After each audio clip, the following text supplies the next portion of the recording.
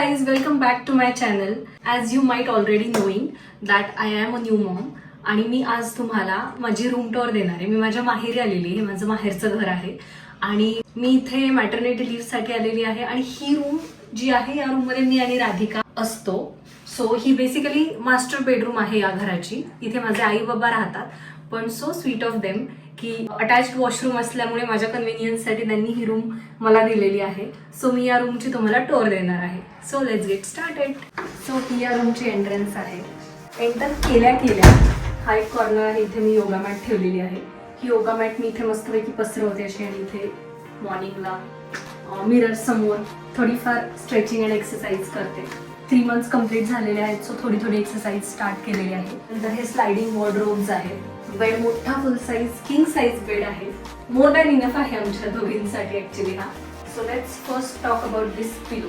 हा एकदमच best bye होता. हा पहिल्यांदा यापूर्वी देखील मी एक पिलो ऑर्डर केली होती, फिडिंग पिलो. तेव्हा तर डिलिव्हरी झालेली पण नव्हती पण बघितल्या मला कळलं की फारच अशी फ्लफी होती आणि बेबी ठेवल्यानंतर ती अशी दबली जाईल अशी होती. तेव्हाच मला कळलं होतं की काही उपयोगी नाही तर मी ती रिटर्न केली आणि नंतर खूप रिसर्च नंतर मला ही पिलो भेटली जी की खूप छान आहे. स्टडी आहे, बेबीला चांगला सपोर्ट देते आणि असं मेमरी फोम टाईप त्याला फोम आहे. सो बेबीसुद्धा कम्फर्टेबल असतं. बेल्ट दिलेला आहे.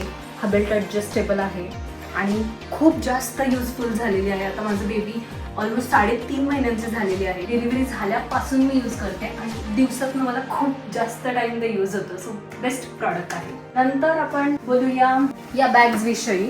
या बॅग्सच्या बॅगची स्टोरी ही आहे की मला डिलिव्हरीच्या पूर्वीच बेबीचं सामान ठेवण्यासाठी, मग तिचे कपडे असू देत, लंगोट्स असू देत, नॅपकिन्स असू देत, ज्या काही इम्पॉर्टंट गोष्टी आहेत त्या ठेवण्यासाठी मला स्टँड किंवा काहीतरी कॅरियर हवं होतं. तर मी ते ॲमेझॉनवरती एक बघितलं होतं ज्याच्यामध्ये असं स्टँड असतं आणि त्याला असे शेल्फ्स असतात आणि ते मी घेणार होते. बट बिफोर बाईंग दॅट मला आठवलं की माझ्याकडे ट्रॅव्हल बॅग्स आहेत. या छोट्या ट्रॅव्हलच्या ज्या बॅग्स आहेत ज्या की आपण मोठ्या बॅगमध्ये ठेवतो आणि याचा आपण यूज करू शकतो आणि हे जास्त युजफुल ठरलं बिकॉज एव्हरी टाईम मला त्या स्टँडच्याकडे जावं लागलं असतं. तर मी ऑलवेज इथे बसलेली असते आणि फारच हँडी या बॅग्स मला अशा मस्तपैकी खिडकीत ठेवता आलेल्या आहेत. Let's talk about this bag. ही मी कपड्यांसाठी केलेली आहे. याच्यामध्ये मस्तपैकी असे बेबीचे कपडे अरेंज करून ठेवलेले आहेत. हा एक छोटासा पाऊच आहे. यामध्ये आम्ही सगळ्या बेबीच्या कॅप्स ठेवलेल्या आहेत. कॅप्स, मिटन्स, सॉक्स जे की लागतात ते छोट्या गोष्टी. ही जी मोठी बॅग आहे यामध्ये बेबीचे टॉवेल्स आहेत, नॅपकिन्स आहेत, बर्पिंग क्लॉथ आहेत. So this is all about napkins and towels. हा जो लास्ट बॅग आहे यामध्ये बेबीचे लंगोट्स आहेत. आता ती 3.5 महिन्यांची झाली तर आम्ही तिला पॅन्ट्स घालणं चालू केलेलं आहे. तर यामध्ये तिच्या काही पॅन्ट्स सुद्धा आहेत. आम्ही अशा मस्तपैकी ऑर्गनाईज करून ठेवलेल्या आहेत. सी ऑल लंगोट्स, ऑल पॅन्ट्स असं मस्तपैकी ऑर्गनाईज सुद्धा राहतंय आणि बॅगमध्ये सुद्धा राहतं आणि जेव्हा हवं तेव्हा हँडी सुद्धा आहे. ह्या गोष्टी अशा मला बसलेली असताना मस्तपैकी हातात घेऊन पटकन वापरता येतात. The next thing is this bed pillow. ही पण खूप जास्त डे 1 पासून मला यूजमध्ये आलेली आहे आणि बॅकसाठी ही खूप जास्त युजफुल आहे. आफ्टर प्रेग्नन्सी लोक बोलतात की बॅक पेन होतो बट बॅक पेनचे मोस्ट ऑफ द रिझन्स हे असतात की आपण बल्ज काढून फीड करतो त्यामुळे most of the time back pain होतो. सो ही पिलो इतकी जास्त युजफुल आलेली आहे आणि तुम्ही बघू शकता की जेव्हा आपण बॅकला स्ट्रेट सपोर्ट असताना टेकतो तेव्हा एक गॅप तयार होतो. तर तो सुद्धा हे इथे ट्रँग्युलर असल्यामुळे फील झालेला आहे आणि त्यामुळे बॅकला इतका छान सपोर्ट मिळतो. आणि शिवाय ही मेमरी फोमची सुद्धा आहे. चेन दिलेली आहे. हे पूर्ण निघतं आणि हे आपण वॉश सुद्धा करू शकतो. वरती त्याचं कव्हर आहे. So it is very useful. ही माझी गो टू प्लेस असते. मॅक्सिमम टाइम मी इथे बसलेली असते, फीड करत असते, बेबीला खेळवत असते आणि तुम्ही बघू शकता अशा गोष्टी सगळ्या माझ्या हाताशी अशा हँडी असतात. सो त्या प्रकारे मी सगळं इथे अरेंज केलेलं आहे. Next is this bag. या बॅगमध्ये बेबीचे स्वॉडल्स असतात पण आता ती 3.5 महिन्याची झालेली आहे. गरमी चालू झालेली आहे. आम्ही तिला स्वॉडल करणं जरा आता कमी केलेलं आहे त्यामुळे मी आता ह्याला रिप्लेस केले स्वॉडल्सला तिच्या क्लोथ्सनी. हा जो पाऊच आहे यामध्ये मी सगळे बेबीचे डायपर्स ठेवत असते, बेबीचे wet wipes. So all related to diaper things are there in this bag. मला क्विकली काही शूट करायचं झालं बेबीचं तर हा ट्रायपॉड सुद्धा हँडी ठेवलेला आहे मी टू स्टे हायड्रेटेड. माझ्या 2 बॉटल्स तिथे ऑलवेज असतात. एव्हरी फीड नंतर मी पाणी पिते. छोटंसं बेबीला क्रँकी वगैरे झाली तर पटकन तिला खेळवण्यासाठी ठेवलेलं आहे. बाकीचे तिचे सगळे खेळणी मी बाजूच्या रूममध्ये ठेवलेले आहेत. इथे मेडिसिन्स ठेवलेले आहेत. विटॅमिन डी तर दररोजच लागतं, पण जर का गॅस झाला तर हे डॉक्टर्सने रेकमेंड केलेले आहेत. त्यानंतर ह्या माझ्या आयर्न कॅल्शियमच्या मेडिसिन्स त्यासुद्धा इथे हँडी ठेवलेल्या आहेत. एव्हरी मील नंतर मला रेकमेंड केलेलं आहे सासूबाईंनी, आईने, की ओवा खात जायचं. सो मी एअरटाईट डब्यामध्ये ओवा इथे भरून ठेवलेला आहे. काही इन्सेक्ट्स वगैरे असले तर हे ऑन करायचं, याचा किर्र असा आवाज येतो आणि त्याने डास, किडे, इन्सेक्ट्स येत नाही. काही स्मेल सुद्धा नाही आणि काही केमिकल सुद्धा नाही. सो हे एक युजफुल आहे, त्याच्यामुळे आईने मला दिलेलं आहे. मी कधी कधी लावत असते. मेन युजफुल गोष्ट आहे ती ही, हा एक छोटासा बल्ब आहे. पूर्वी तर पूर्ण अंधार करून झोपायचे मी, पण बेबी आल्यानंतर बेबीने तोंडावर पांघरून वगैरे अचानक आलेलं नाहीये. If she is okay or not, रात्रीचं मध्ये मध्ये चेक करण्यासाठी मी एक छोटासा बल्ब घेतलेला आहे आणि तो खूप युजफुल ठरला आहे. आणि एकदम छोटासा, जेवढा हवा तेवढा उजेड पडतो. तिच्या आता रिसेंटली आम्ही कान टोचले. सोनाराने आम्हाला सांगितलं जस्ट इन केस काही इन्फेक्शन झालं तर तुम्ही हे एक हँडी ठेवा तिला कानाला लावायला. सो मी फर्स्ट फ्यू डेज कान टोचल्या तिला लावलं आणि now she is perfectly fine.